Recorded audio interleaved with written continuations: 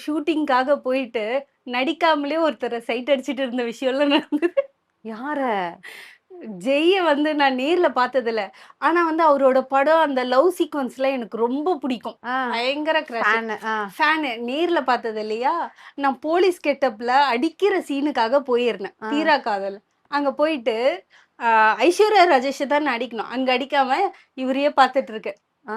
அப்படியே பார்த்துட்டு அவர் என்னலாம் பார்க்குறாரு.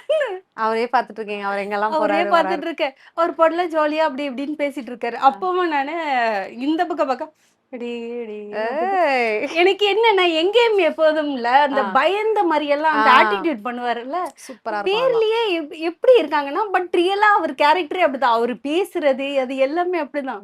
ரொம்ப கியூட்டா. நேர்ல பார்க்கும்போது எனக்கு அது மட்டும் தான் மைண்ட்ல வந்தது. அந்த சொன்ன பயந்த மாரி அஞ்சலி கிட்ட பேசினது. அது கொஞ்சம் அப்படியே ரசிச்சு அப்படியே இது பண்ணேன்.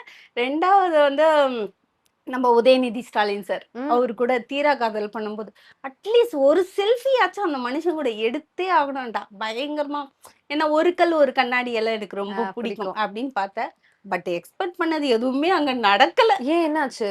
அவர சுத்தி 10 பாடி கார்ட் இருக்காங்கப்பா. உதயநிதி சார். இதுல ஒரு 2 விஷயம் நடந்தது என்ன தெரியுமா? நான் அவர் கூட நடிக்க போகும்போது, அவர் வந்து நார்மல் பெர்சன். ஆ. ஸோ அதோட பேட்ச் ஒர்க் எடுக்கும்போது அவர் மினிஸ்டர். ஓ! சோ தீபாக்கா போய் தான் அவர் மினிஸ்டர் ஆயிட்டாரு.